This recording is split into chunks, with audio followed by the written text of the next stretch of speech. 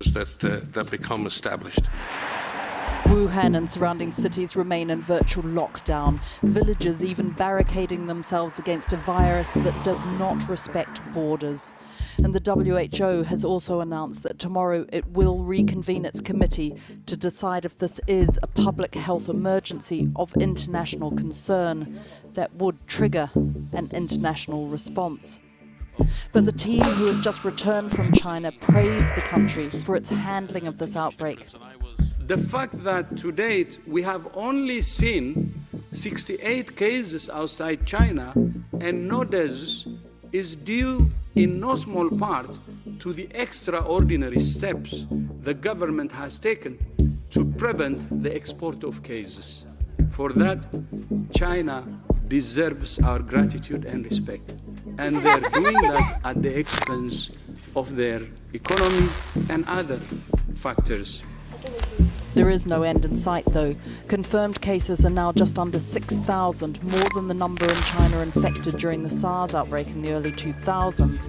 The death toll has also risen to 132. And now airlifts of foreigners from Hubei province have begun. 4 passengers on the evacuation flight to Japan had coughs and fevers, and 2 were diagnosed with pneumonia, although it's not confirmed that they have coronavirus. Tomorrow, Britons who want to leave will be flown out, but wives or partners with Chinese passports will have to remain behind. And those who do return will be put into quarantine for 14 days, the incubation period for the virus. We should be reassured that the NHS is well set up to deal with this sort of infectious disease. Public Health England have done lots of training, and the NHS executive have sent out information to all clinicians and GPs. So it's really up to the public to take some responsibility here as well. The source of it is still unknown, though theories are it may be, like SARS, in bats and transmitted to humans via a wild animal sold at the Wuhan seafood market. A crackdown was earlier this week announced on the sale of these creatures, but that came too late to prevent this outbreak. And health experts continue to say the best protection is hand washing, staying at home if you feel unwell, and keeping away from those who are sick. Victoria McDonald reporting now. Joining us is Dr. Rosalind Ego, who works in public health epidemiology. And I'm wondering, are we any clearer about the cause of this outbreak? Yeah, so we know that this is caused by a coronavirus, and coronaviruses are a family of viruses that infect people and animals all around the world. And there's really very, very new evidence now from the genetics of the virus that it's closely related to something that exists in bats, but we don't yet know how it came into humans. So whether it was from bats into people or from bats into an intermediate host and then into people. But what we do know, it's clear that this is a zoonotic spillover. So a virus that circulates in animals has spread into people, and now we have person-to-person transmission between people. Now, you model public health epidemics.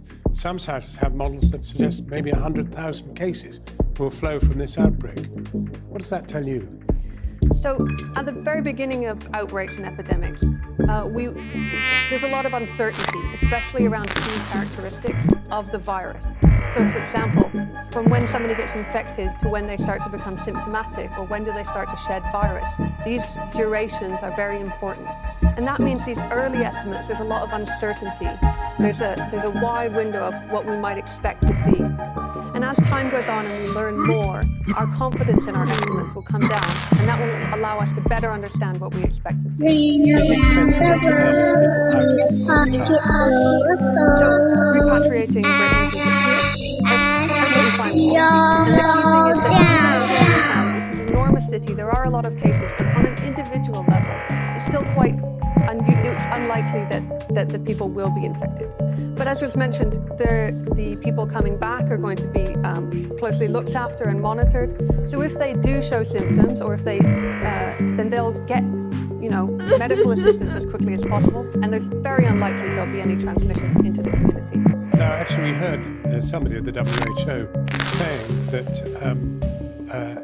there are only 68 cases in the whole of the rest of the world. Do we expect a spike? So right now, as I mentioned, there's this incubation period, the time from when you get infected to when symptoms start to show. And we think this is on average 5 or 6 days, but in some people can be as long as 2 weeks, as was mentioned. And so some of the cases that we're seeing now that have been exported are from further back in transmission. They happened quite a few days ago before some of these interventions happened in China. So right now we have to wait and see if these interventions that have been put in place in Wuhan and in other places have had an impact on the transmission. The WHO committee is meeting tomorrow to decide whether to declare an international emergency. What do you think they'll do? So this is a really critical point in the outbreak, a really critical time. And regardless of whether they declare a public health emergency of international concern tomorrow, what we need is increased collaboration, increased transparency, and that's what that global health community working together is really what's going to stop this outbreak. But if they do determine that it should be an international emergency, what does that mean? It means then there'll be particular activities that happen in certain countries, and that'll really bring together the collaboration amongst countries. For 206 Japanese workers based in Wuhan, this was a most welcome return. A flight that brought medical supplies to the Chinese province fighting to contain the coronavirus delivered them back to safety in Japan. The first of some 650 Japanese citizens scheduled to be repatriated. On home soil, they spoke of the situation they were thankful to leave behind. I am sincerely relieved to have returned on this charter flight. While we were there, it was a worrying situation which was changing very quickly. Australia also plans to repatriate the most vulnerable of its 600 nationals. We will be standing up Christmas Island as a quarantine area. They will be transported to Christmas Island, where we will also be putting in place the OSMAT team, which will be travelling there to provide the medical support, and that will be supplemented as is necessary by other defence support which can assist. The United States and South Korea are also both working to move their citizens out of China. As the international community mobilises, China is grinding to a near standstill. In Beijing, the streets are deserted, subway stations largely empty. In Wuhan, efforts to set up a dedicated hospital go on around the clock. The Chinese National Health Commission says it expects the outbreak to continue spreading and reach a peak in 10 days' time. Well, here in Germany, authorities have confirmed 4 cases of the coronavirus. All 4 people are employees at the same auto supply company. It's believed they fell ill after a seminar with a colleague from China. The infected individuals have been quarantined in the hospital where they are receiving treatment.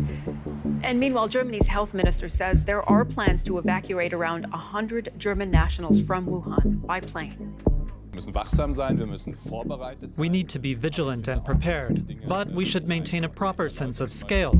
For example, the 4 patients in Germany are having just mild symptoms, thank goodness. We now have the genome sequence for the virus. That was published on Twitter, and the first rapid test was developed here in Berlin. So gradually, we're learning more about the virus. Let's get more on this story now. Derek Williams from DW Science is with us here in studio. Hi, Derek. We heard the German Health Minister Jens Spahn there saying we need to be vigilant, but we also have to have a proper sense of scale here. So how dangerous is this virus really? Well, the Wuhan virus so far has proven to not be as deadly as either SARS or MERS, the 2 other coronaviruses that it's closely related to. SARS kills about 10% of the people who get it. MERS kills over 30% of the people who get it. So the mortality rate with this new virus is much, much lower than that. It's certainly under 5%. So that's the good news. That said, however, on the other hand, the good news being that it doesn't also appear to kill normal, healthy adults. It's mostly also affecting people with compromised immune systems, and certainly also the elderly.